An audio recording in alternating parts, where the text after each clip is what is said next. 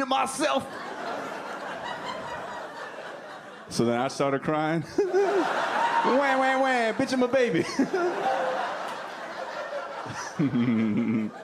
Well, welcome. Thank you guys so much for being here.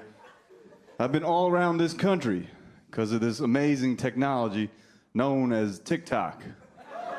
Clap if you're here from TikTok. TikTok has given all of you ADD and turned it into money for me, and all I can say is thank you, China. I love China. China is the greatest country in the world. Matter of fact, I learned some Mandarin from my Chinese overlords. It goes, Hong Kong, she woman de, which translates to Hong Kong belongs to China. I love China. Speaking of China, any Asians here? Okay. I like how most of the Indians stay quiet. Good job, guys. That was a test. That's right, I'm not gonna start rapping Asians now. Indians and Asians have had beef since calculus class. I'm gonna shit on Asians, okay? I got Asian friends with strong Asian names like John and Victor. They're good guys. This whole Stop Asian Hate movement, I don't know how I feel about it. Don't get me wrong. I don't condone the violence. I actually went to a Stop Asian Hate march. At least I thought I did. Turns out I was just online at Supreme, and struggle is real. But the whole Asian hate movement is emblematic of a much larger problem in this country. See, in this country, we never treat the disease. We only treat the symptom. See, we don't need to stop Asian hate. We need to stop American stupidity. That's what needs to happen. Stop, don't clap. People started beating up Asians because some asshole got on TV and said Asians have a highly contagious virus. Someone tells you Asians have a highly contagious disease, and your first instinct is to get within fighting distance of this person?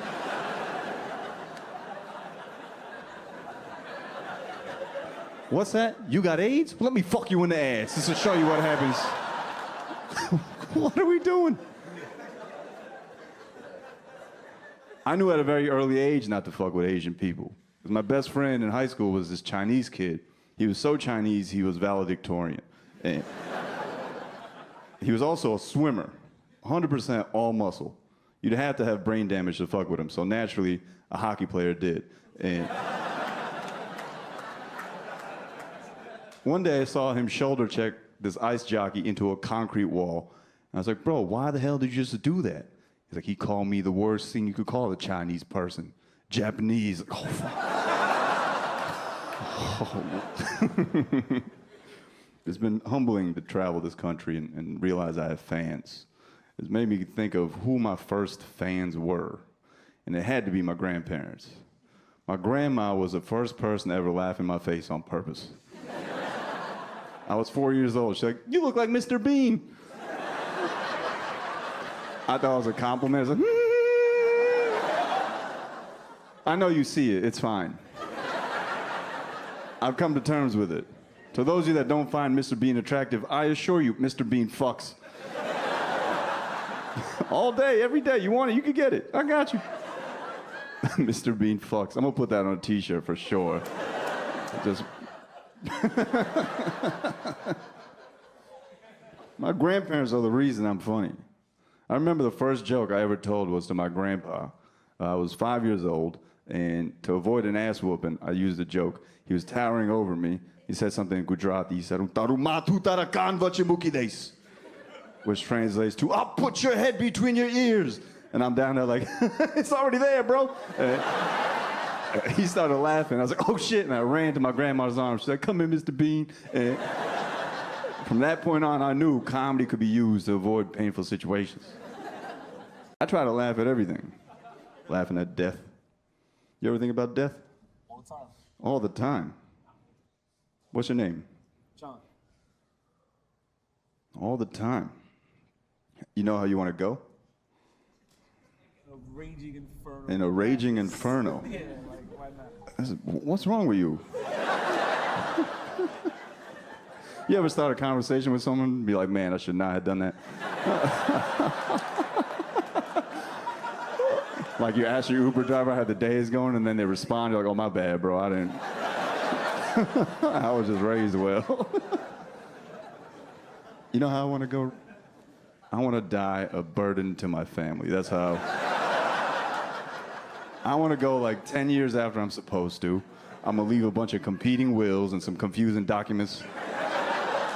Like a do not resuscitate and then resuscitate using oral sex only. All kind of wild shit.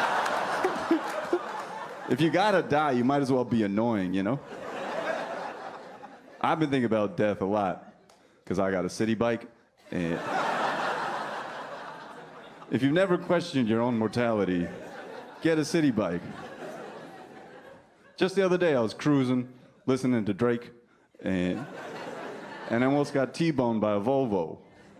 That would have been a hilarious headline, though. Comedian killed by one of the safest cars in the world, God's plan. Death. Been thinking about death a lot. It's the only thing we all have in common.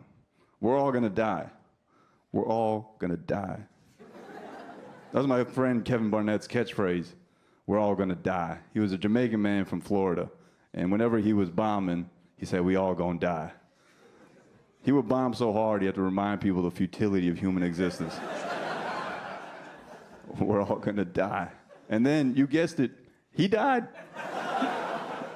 That's the funniest joke he ever told. It should win a Mark Twain prize. That's how funny that shit is. Because Mark Twain also famously predicted his own death and loved using the N-word as much as a Jamaican man from Florida.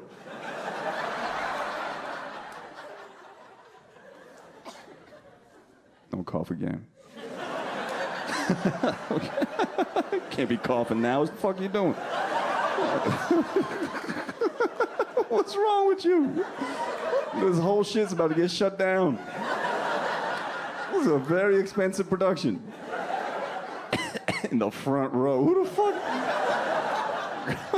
Yeah, I know why you've been thinking about death. You're killing everyone around you.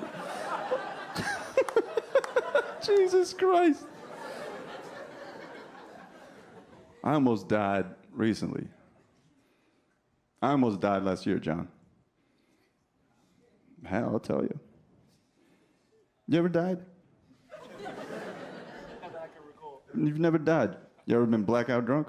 Oh, last night. Congratulations. You've died. Blacking out is when you die, John. Blacking out is when you die and you wake up in a new space-time continuum and you've been afforded a brand new opportunity to live your life in an entirely different way, and yet 24 hours later you're like, shots, shots, shots, shots, shots! I died last year during the summer of hard seltzer. Truly's, High Noons, and of course, White Claw. One night I had 20 mango White Claw. That's not exaggeration. Over 5 hours, I had 20 mango White Claw. After 7, they're just water, you know? And I got blackout drunk, and I hopped on a city bike in Chinatown, New York. Yeah, you know Chinatown, that place full of really good drivers and pedestrians that always look both ways, Chinatown? Blackout drunk in Chinatown, and I know I died because I saw my life flash before my eyes when I saw all the chickens I'd ever consumed hanging in a restaurant window. Blackout drunk. Rode 4 miles, no shirt, no helmet, no recollection. Get home to my wife, and she's heated. She's like, what the fuck? How the fuck did you get home? You could have died. I said, the coldest shit I've ever said. I said, it ain't living if you ain't dying. What's that mean? I don't know. I hope to find out someday. Passed out on the punishment couch, obviously. Woke up the next morning, and I had to reevaluate my relationship with alcohol. I took a long, hard look in the mirror and said, you know what? It's time to quit biking. Great decision. I'll never leave you, Mango. You're my one and only. You ever thought about your relationship with alcohol? Oh, yeah. Yeah, you have. That's what you have, by the way. You have a relationship with alcohol. Anything you bring to your lips that often, you at least hanging and banging. You understand? Americans, we have a very abusive relationship with alcohol. We drank more in the last 2 years than we've ever drank in the history of this country. You know that? We drank more in the last ever drank in the history of this country.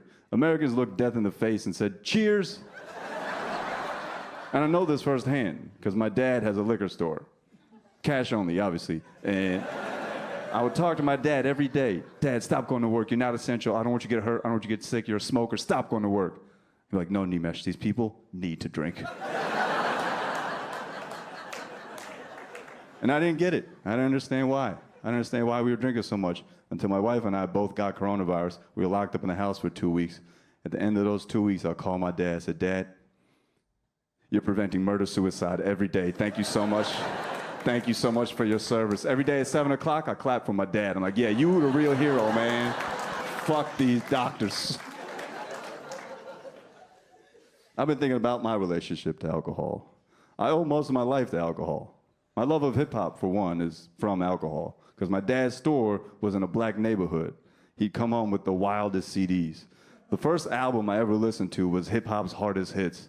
It was Dead Wrong by Biggie, Hit 'Em Up by Tupac, and the Rough Riders Anthem by DMX. And yo, I heard, I was like, yo, I need Timberland boots immediately. My 8th grade picture is me in tan Timbs, a silver Rough Riders chain, and green contacts. I had no idea who I was, but when that chain oxidized, it really brought out my eyes. It was beautiful. Indians have a very interesting relationship with alcohol. And I don't mean Native Americans, I mean my people. Any natives here? Any natives here? Wow. What have we done?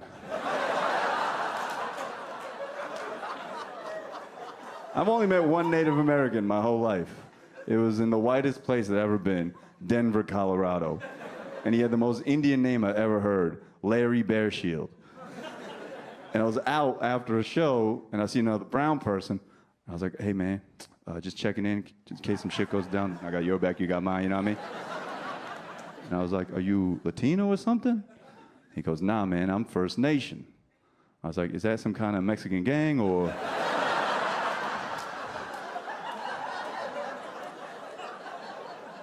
Nah, I'm Native American. I was like, oh, you're Indian? Me too, let's have a drink. He did not like that.